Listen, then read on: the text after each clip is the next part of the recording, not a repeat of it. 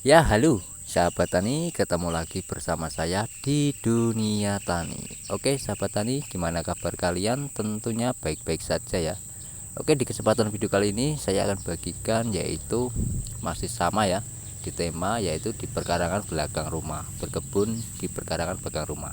Oke, sebelum kita lanjut di pembahasan tentang cabai, tentang sawi, tentang daun bawang, simak video kalian sampai selesai agar teman-teman bisa mendapat manfaatnya. Jadi tidak rugi untuk menonton video kali ini.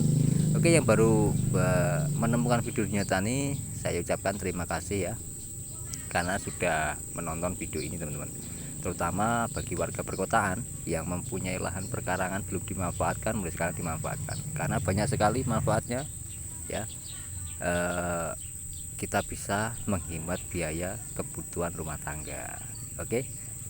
Dan yang paling penting, kalau tanaman kita tanam sendiri tidak mengutamakan beli, itu bisa dijamin kesehatannya. Oke teman-teman ya. Oke, langsung saja kita bahas yaitu tanaman daun bawang. Nah, bisa dilihat di layar HP teman-teman maupun sahabat tani ya. Kalau ini daun bawang yang saya tanam ini di video 2 hari yang lalu itu sudah saya bagikan cara perawatannya ya. Dan hasilnya seperti ini sekarang. Ya, kemarin itu dibilang jelek ya jelek, dibilang bagus ya tidak bagus ya teman-teman ya. Tapi sekarang sudah mulai menunjukkan hasilnya setelah kita rawat, cukup membuang daun yang kering, daun yang tua, hasilnya seperti ini. Nah, ini ada ya sedikit ya teman-teman, tapi tidak masalah itu. Dan umurnya berapa tuh Pak untuk daun bawang ini? Yang saya tanam ini baru berumur kurang lebih 2 minggu lebih teman-teman ya. Nah, kalau tanaman sawi seperti ini itu baru umur 2 mingguan ya. Jadi kecil ini saya tanam dini teman-teman ya, saya tanam kecil. Tujuannya apa ya, supaya riset ya. Dunia tani kan senang sekali meriset tanaman-tanaman dunia tani ya. Kalau kita tanam kecil, apa hasilnya bagus, apa bisa hidup, ternyata juga hidup teman-teman ya. Nah, untuk persiapan tanah, persiapan medianya itu membutuhkan waktu 1 minggu ya, meskipun di lahan perkarangan dekat rumah.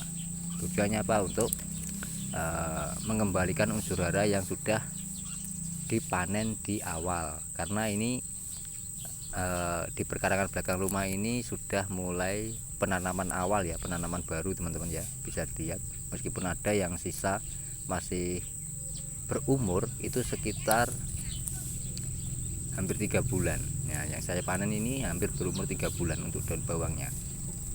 Kenapa kok saya sisahkan itu kan? Jadi kalau kita butuh, tetangga butuh, itu ada teman-teman ya. Tuh, seperti ini ya.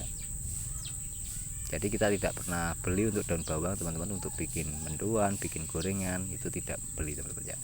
Nah, seperti ini yang berumur 3 bulan. Ini kenapa kok kecil-kecil Pak daunnya? Ya karena banyak sekali anakannya. Ya bisa dilihat ya, satu rumpun itu sudah menjadi berapa saja. Ini awalnya cukup satu saja teman saya tanam. Oke, untuk penanamannya ya jangan tanya lagi ya, karena sudah saya bagikan pengalaman penanaman daun bawang supaya bisa hidup lama di dataran rendah seperti ini. Di tempat dunia tani ini dataran rendah teman-teman ya, dan bisa menjadi banyak sekali anakannya. Itu sudah saya bagikan di beberapa hari video yang lalu, kalau tidak salah ya 2 minggu, 1 minggu yang lalu sudah saya bagikan teman-teman. Oke, dari sini bisa diambil kesimpulan ya. Jadi yang baru menemukan video saya, baru menonton ya, simak video yang lainnya agar tidak gagal paham. Oke.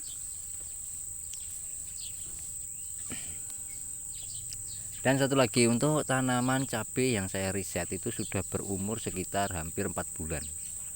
Ya, kurang lebih 4 bulan teman, tapi masih menunjukkan produktivitas, masa generatif itu masih bagus sekali. Bahkan ini nanti akan saya panen ya teman-teman untuk cabainya itu. Dan tomatnya memang subur teman-teman ya, saya kasih tunjuk juga nanti di belakang video kali ini ya.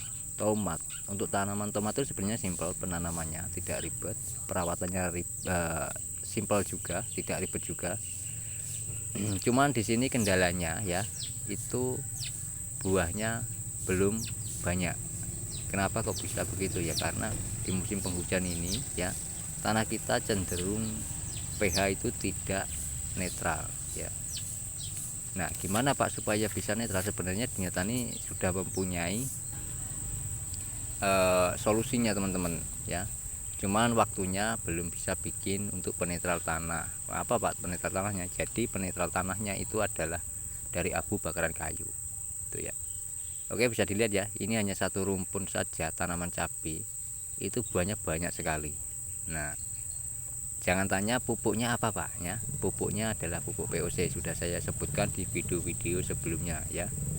Pupuk POC nya dari apa Pak, bahannya apa, itu kan pertanyaan biasanya teman-teman maupun sahabat tani yang baru menonton video kali ini pasti akan bertanya begitu. Jadi oke lah, saya jawab ya. Untuk bahannya itu ada di sekitar kita ya.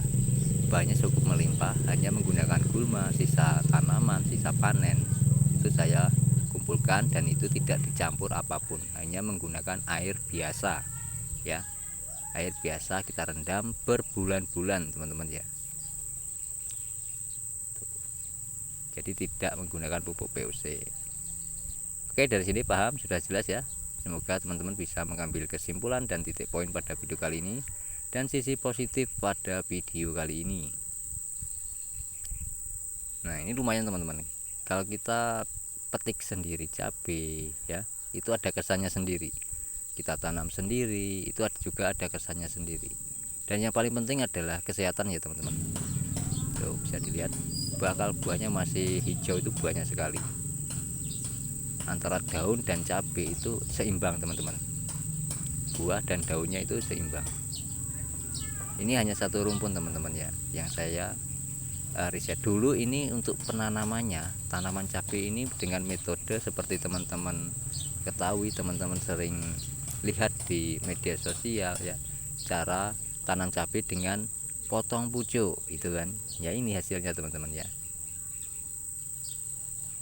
buahnya banyak sekali dan tidak ada satupun hama ya, maupun lalat buah itu tidak ada. Untuk lalat buah ya, ini bagi petani-petani cabai maupun sahabat-sahabat tani yang hobi menanam cabai di perkarangan ya. Untuk lalat buah itu sebenarnya bisa diminimalisir. Nah, caranya gimana Pak? Jadi untuk lalat buah itu, kalau kita lahannya banyak buah yang busuk di bawahnya, itu akan mengundang lalat buah. Nah, cara pencegahannya ya kita ambilin, kita kumpulkan untuk buah-buah yang sudah tua, buah yang busuk itu kita sisakan. Lebih baik kita bikin POC, bikin pupuk POC itu ya teman-teman. Kita campurkan dengan yang tadi bikin, dengan rumput, gulma itu ya, campurkan jadi satu. Oke, ini ada tanaman tomat ya, meskipun udah mulai generatif tapi belum maksimal ya. Ini tanaman oyong yang beberapa hari lalu yang saya kasih tunjuk pada teman-teman tentang pembuatan pupuk POC dengan bahan tumbuhan oyong teman-teman ya. Nah, meskipun ini di bawah tanaman oyong tapi tetap aja ada buahnya teman-teman, meskipun tidak banyak seperti yang tadi ya. Tuh.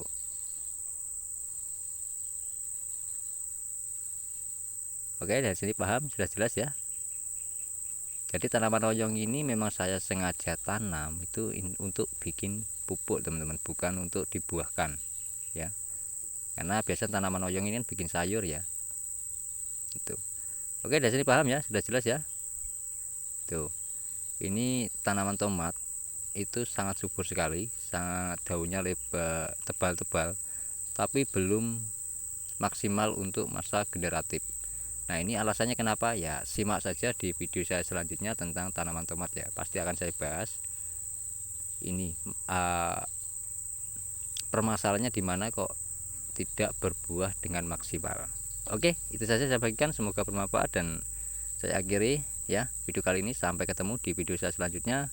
Salam petani cerdas luar